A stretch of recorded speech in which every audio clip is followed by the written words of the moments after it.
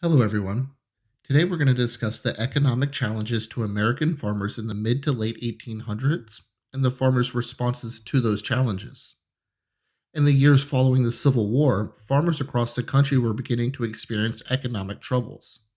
There were many reasons for this, but some of the most important were the railroad monopolies, economic policies, and the overproduction of crops. Let's begin by looking at how business monopolies presented economic challenges to American farmers first.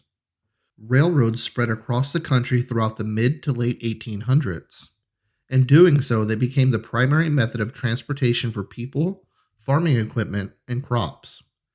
The railroads also served as an important link between the growing urban centers or cities of the North and Midwest and the rural farming country that surrounded those cities.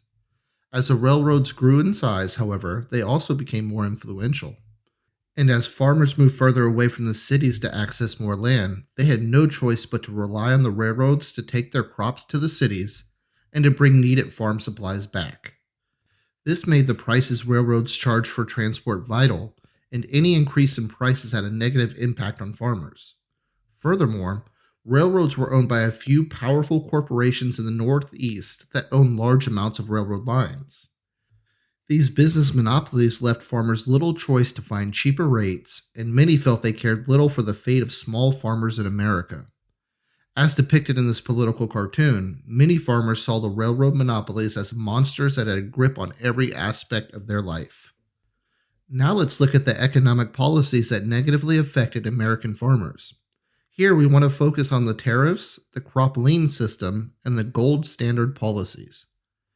Certain presidential administrations increased tariffs or taxes on goods from foreign nations. This was done in order to support American manufacturers by making the prices they set for their goods more attractive compared to the sellers from other countries. But while this made factory workers and businesses in major cities happy because they could sell their goods at higher prices without the threat of competition, farmers were left upset. They purchased manufactured equipment for their farms, and the tariffs made it harder for them to buy these things at cheaper prices. Another economic policy that impacted farmers was the crop lien system. This impacted poor farmers who didn't have enough money for their own farm or to buy basic goods. These farmers would get goods such as food, farming supplies, and clothes from merchants in exchange for a share of their crops when they harvested. The value of the crops was not reliable, however, and often merchants would demand more than in previous years. This sometimes left poor farmers with little or no money left over, and many lived in constant fear of losing their farms or their credit. Lastly, farmers were upset with the lack of money available to borrow. Beginning in 1873, all printed money was linked to the amount of available gold in the U.S. Federal Reserve, a policy known as the gold standard. Put simply, the U.S. would only print as much money as it had in gold, and as it acquired more gold, it would print more money. But if it did not acquire more gold, the amount of money would be limited. Farmers were upset because less available money meant they had less to borrow throughout the year to get them to harvest. It also made interest rates high, increasing what they had to pay back at the end of the harvest. Farmers wanted the government to increase the amount of money available, and many demanded that the government accept silver as a means to print money as well. This became known as bimetallism. Lastly, farmers were often left with more crops than they could sell, leaving them with an agricultural surplus. As the country was growing rapidly in the late 1800s, so too were the amount of farmers. Millions took advantage of the 1862 Homestead Act that offered farmers free land in the West.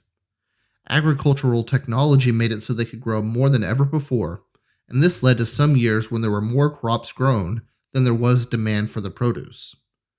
Farmers left with excess crops had no resource, yet many still had to pay the debts and interest on the money borrowed to make it to harvest.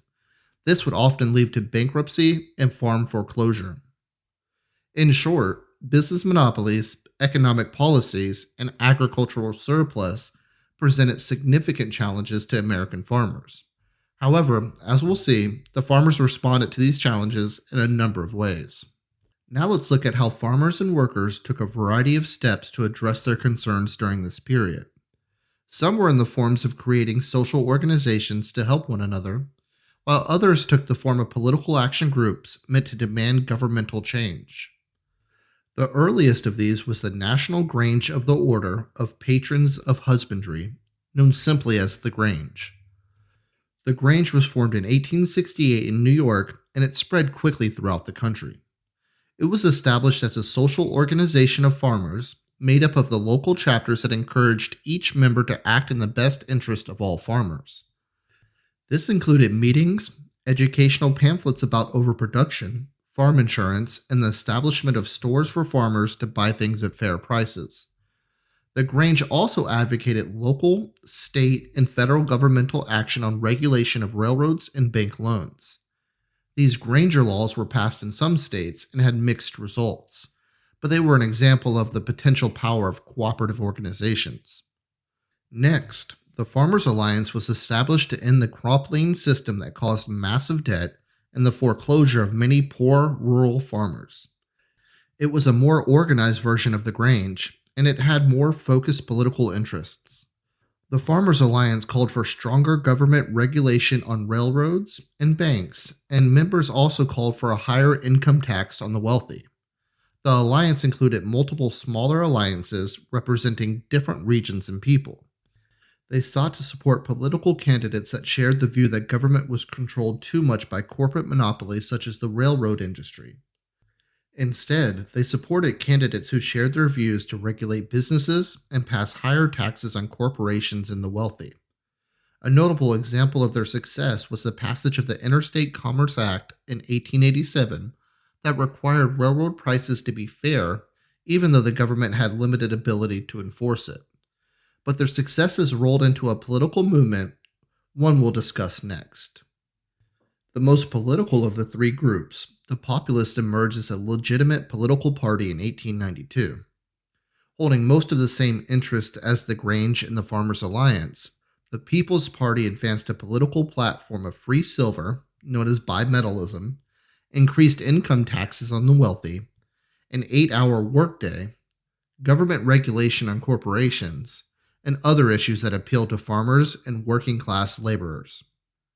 The Populist Party reached a peak when it nominated William Jennings Bryan as a candidate in 1896 for the U.S. presidency, and the Democrats did the same. Although Bryan lost the election, he demonstrated that a third party can influence one of the two dominant parties in the U.S. The Populists did win local and state elections and influenced the Democratic Party to adopt some of its issues in order to win back members who had become upset with the two-party system. Bryan also gave one of the most famous speeches in American history as well, when he delivered his Cross of Gold speech in July 1896. In his speech, Bryan attacked politicians who refused to use silver to add money into circulation, warning them that with producing masses of the nation behind them, the powerful in Washington shall not crucify mankind upon a cross of gold. Finally, let's discuss briefly the impact of the farmers' movement. Through their efforts, the Populists and their supporters influenced the Democratic Party to consider more carefully the demands of farmers and their progressives. Even though they never had a candidate win the presidency, their influence was felt for years. Also, they effectively passed some laws at the state and federal levels, such as the 1887 Interstate Commerce Act, although in some ways the laws lacked enforcement mechanisms. They also failed to realize some of their most important goals, such as moving the U.S. off the gold standard and toward bimetallism. Thanks, everyone.